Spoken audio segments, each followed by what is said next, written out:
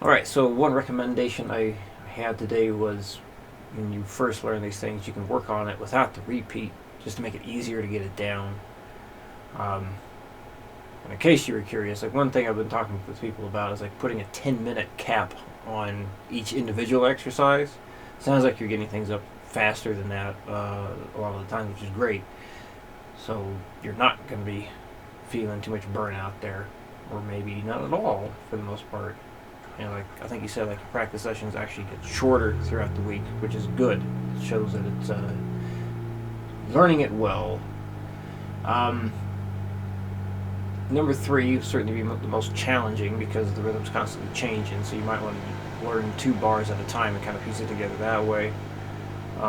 You don't always have to go up in increments of 20. That's like a bare maintenance thing to do each day. You know, just do 60, 80, 100, 120, 140. And, you know, when you're learning it, especially without the repeat, if you go like increments of 10, that can help you get it down faster as well. So, but again, things seem to be going well for you, so I really don't want to have you change anything right now because it's working and you're not doing really long sessions, which is I don't want you to have to do really long sessions because I want you to make sure that you have time to do play the stuff that you just have fun playing. That's an important thing to do too. So with the scale shape stuff, you can start working on improv there. We can talk a little bit more about that because that doesn't take too much time. But when you learn the scale, learn one at a time. Now, like for that C scale, the C Ionian shape, you have it goes over the 3 different patterns you're going to come across. You have a whole step. So basically, you go up 2 frets, 2 frets. So 8 to 10, and 10 to 12. So whole step there, and then you have a half step, whole step pattern, and then you also have a whole step, half step pattern. So whole step, half step, whole step, and a whole step, half step. So my hand needs to use the ring finger for the whole step. So like when I'm down here, I'm using my first, third, and fourth. If I use my middle finger, I start to get unnecessary strain on the back of my wrist. So it really depends on how the person's hand is built, whether you're going to use your first, third, and fourth, or first, second, and fourth. So you'll definitely just try that. Like hold down frets 1, 3, and 5 at the same time. See which one you feel okay with.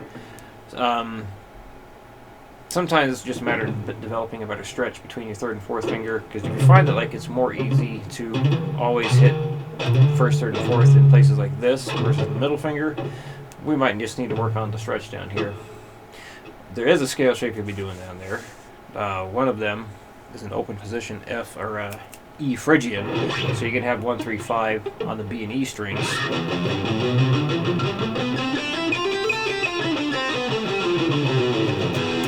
Then F Lydian will start on the 1, 3, 5.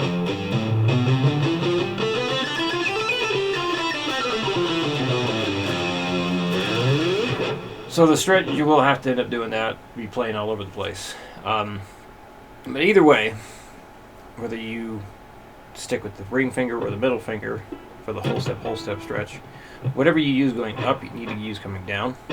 So for me, I'm using my first, third, and fourth going up on the whole step.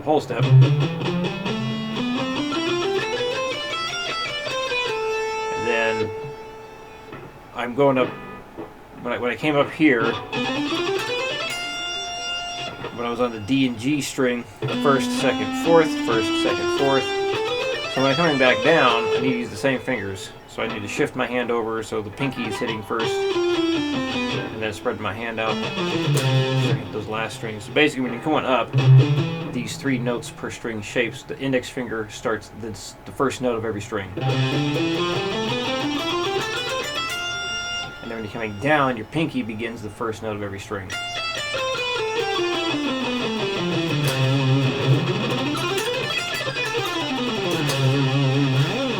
So, again, learn one at a time.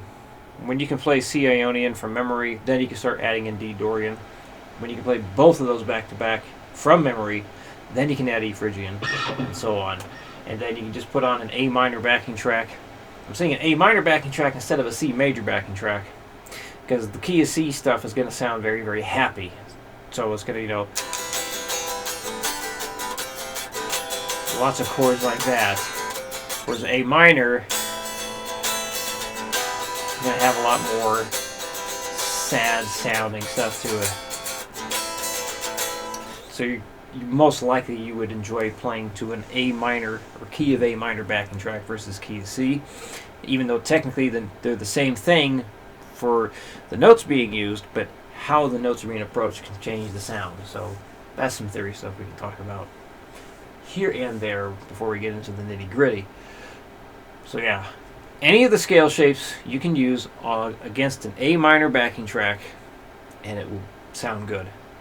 Just don't pick a blues one, because that changes things. So just like a A minor rock backing track, metal backing track is fine.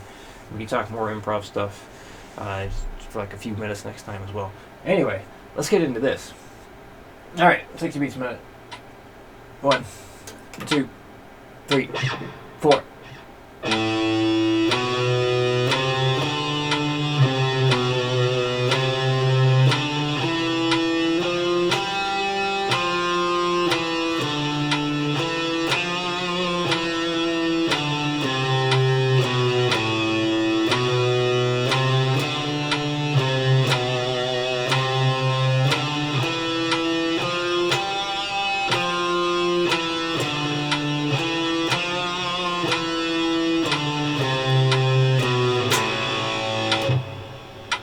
Hundred. 1, 2, 3, 4.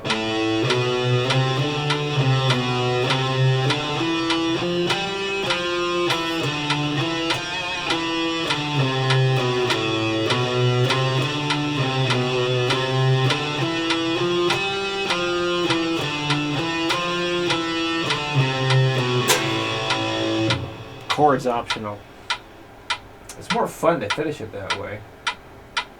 140. 1, 2, 1, 2, 3, 4.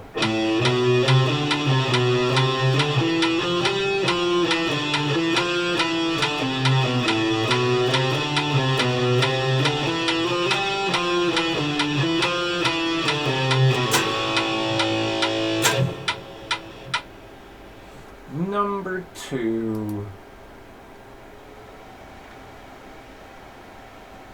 60. And this is the one where I start each bar with my index finger. 1, 2, 3, 4.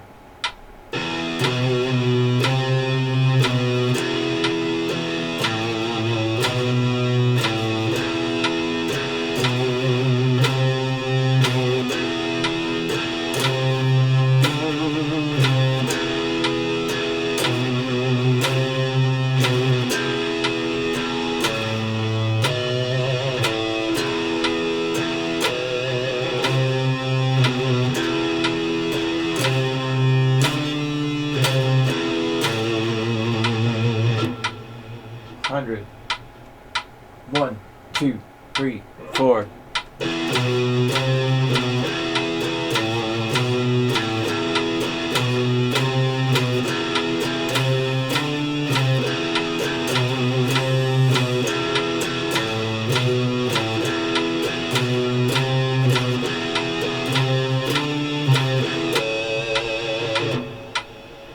Forty.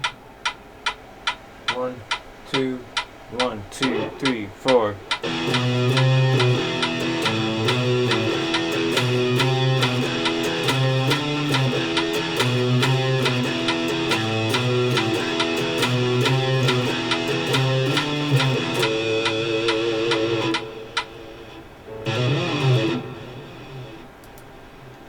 Alright, number 3. So one thing you might want to do first is just get familiar with what the finger pattern is going to be, or what the note pattern is.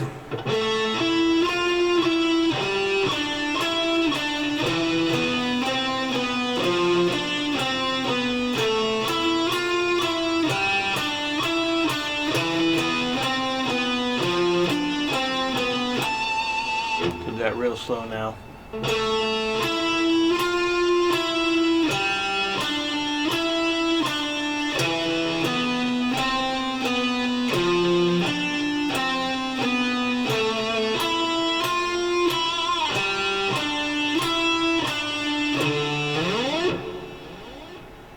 My brain did not focus very well.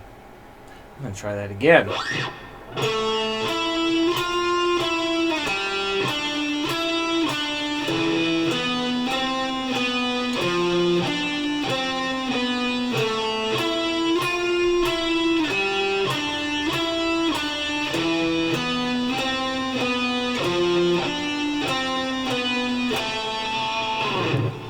And then you can start adding in the rhythmic value once you get familiar with where your fingers are going to go. And if you need to work on 2 bars at a time, totally fine. And then, yeah, work it up without the repeat first, and then start working it up with the repeat. And it doesn't all have to be in the same day. Definitely split things up. 60 beats a minute. 1, 2, 3, 4.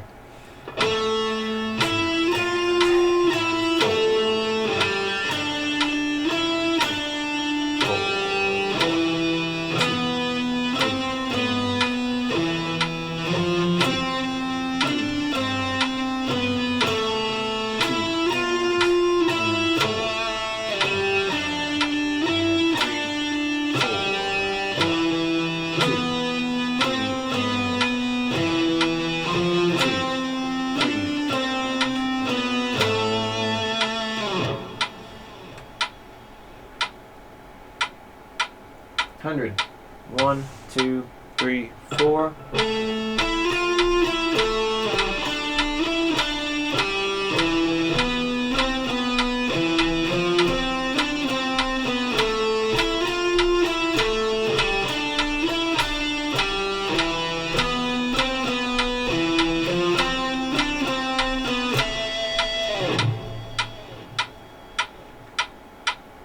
$140. 1, 2, 1, 2, 3, 4.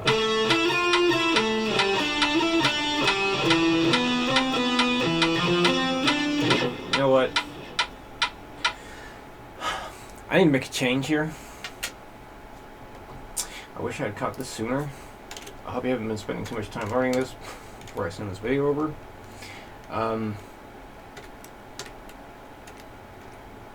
Right. Because that's, yeah.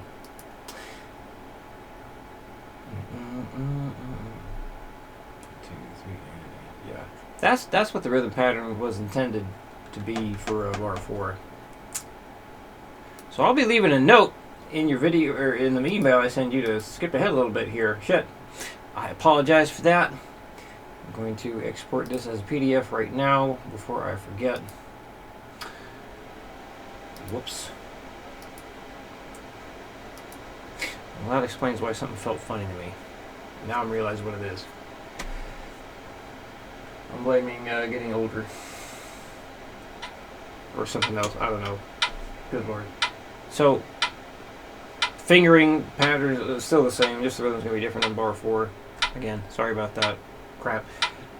60 beats a minute. 1, 2, 3, 4, 1.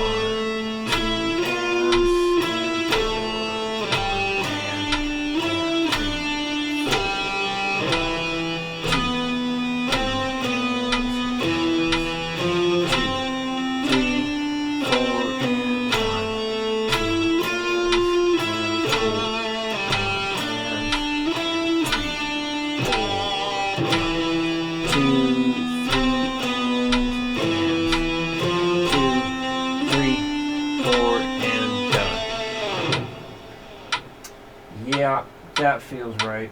100 beats a minute. 1, 2, 3, 4.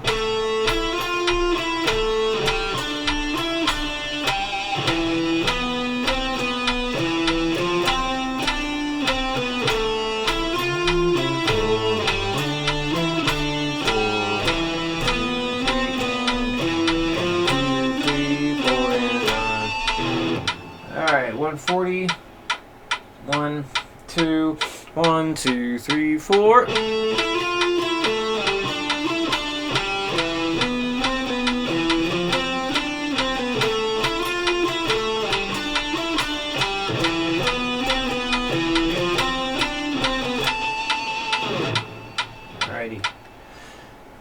Well, there you go. Big ass hiccup on that one, but hopefully not too deterring. So, shit. Well, hopefully I don't do that again. Alright, if you have any questions, please let me know, and I will see you next week.